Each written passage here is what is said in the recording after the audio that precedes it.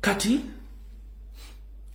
akabinja kano David Wasajja Apuli Sara Kagere Agnes Ndabaluga ne Wasanya Kalu Charles Peter Mayiga bazemboto okutukiza ensonga y'okujja Ssaabasajja Kabaka. At this time moment baagala Wasajja yaba replacing Ssaabasajja Kabaka.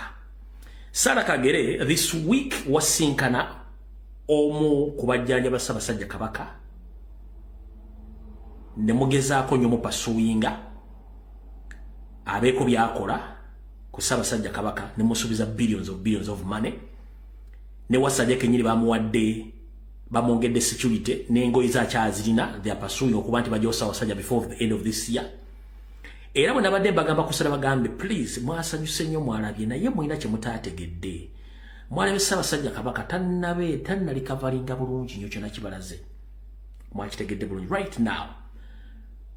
Bagezaako nnyo okukola wabula mulina video gye muteetegereza kinjagala obalaga nabalaze forensic ebifaananyi body language ya Sala nga mulengeja wabula waliwo Ssaabasajja Kabaka yabadde nga agenda okusimbula emisinde gino. Wasajja najja n'abanga amukuba akamba kati mukumukuba aka Ssaabasajja abadde aseka bulungi nnyo normally nga yalaze ka face akali happy. Wasajja bwe mukubya akamba oba mugabe kagambo Ssaabasajja Kabaka n'akyusa face with immediate effect n'ekyuka oba temwakalabye kankabalage then tuleka tugende ku information eri kankabalage one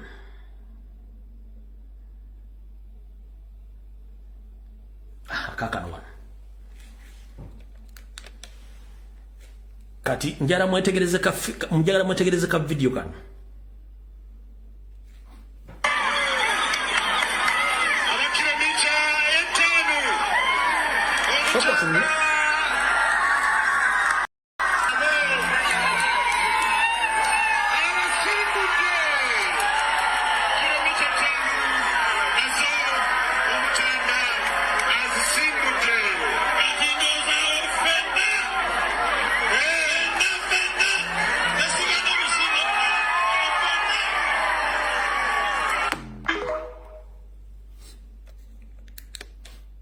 wetegereza facial expression.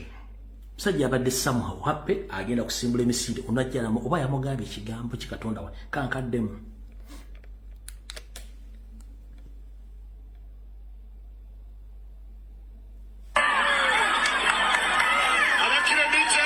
Nekyuka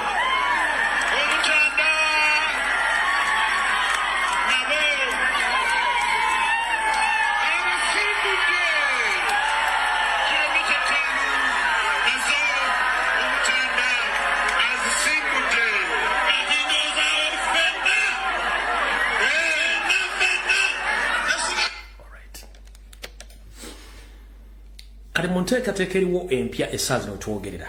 Wasanya Kalu Charles Peter Mayiga n'akabinja ke baagala kutukiza buto okugyawo empologoma ya Buganda Ssaabasajja Kabaka nga tolekera akalulu ka 2026 mu kavuyo kano. So bwe mutuuka nga mulaba diversions nyingi bazicreatinze ku social media ne ku mainstream medias mumanye something might happen in between there. So buli omu amaaso agateeke ku Ssaabasajja Kabaka as well agateeke ku Robert Kyagulanyi Ssentamu mission y'okuba gy'obana ababiri tennakka.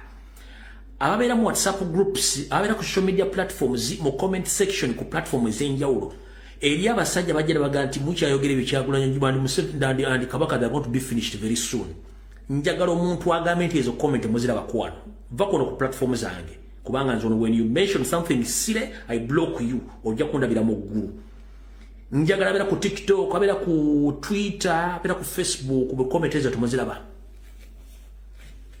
Abasajja basasi nibaira okunonga bawandiika mukyali ku ekyo fe Kabaka tugenda mujjawo ne Kyagulanyi very soon we are going to finish them if you feel that we are joking ate nga abyogera bali mu system. So kati Mayiga ne banne bali mu nteekateeka ekola ekintu ekyo very soon. Naye nze mbagamba Mayiga nkugamba n'abalamba gamba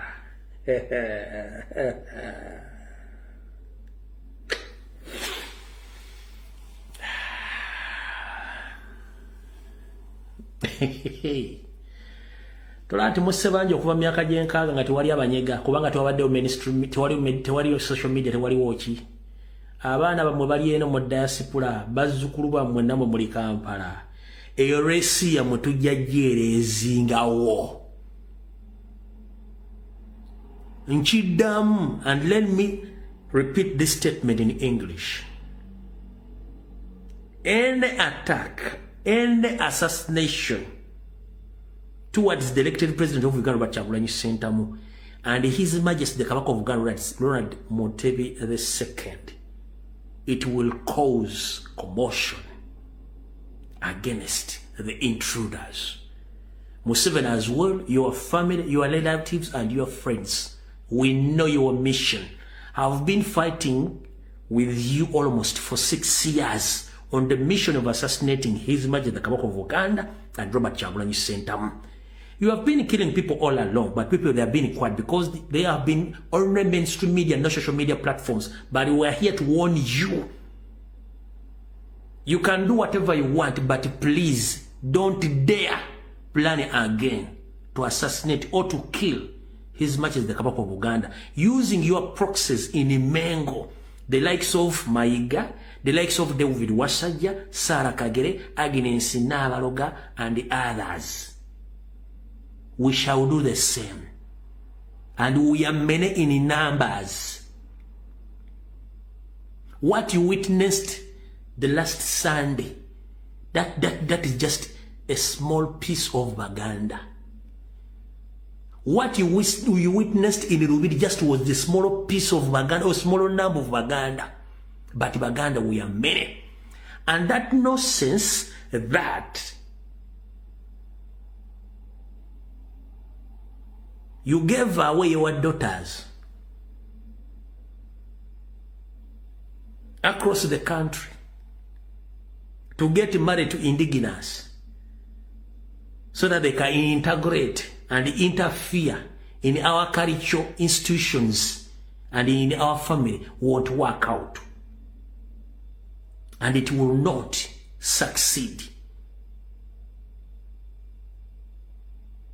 Museveni bidombi kugamba abo kuba njagala kola statement izo nganzi kola mu Luzungu ensemanye eriyawe wunza mutabamanyi Luzungu ntabamanyi Luganda njagadde nzigambe ebira byonna mu bikole naye okwemagaza ng'omuwulu abikula ku mawolu nga mumanyi kintu solution yamwe yakutta nga mwagala kutta Kabaka ne munene Kyagulanyi mubikoze musebanji nnyo ne mugenda nakyo at this particular moment tusaaga era ekyo kyo kibagamba nze njja bafukira akayinja mu ngatto nina abantu abangoberera bangi nnyo besimanyi n'abammanyi bubina abamu bya politics nga byakwerezinga resi zaffe tugenda bafukira akayinja mu ngatto already abantu mbafudde nga tebakyayina mirimu mbafudde nga tebakyayina babeera mujja kitegeera kati awo tuvuddewo njala so kuyisawo oba kanzire wali ku line eri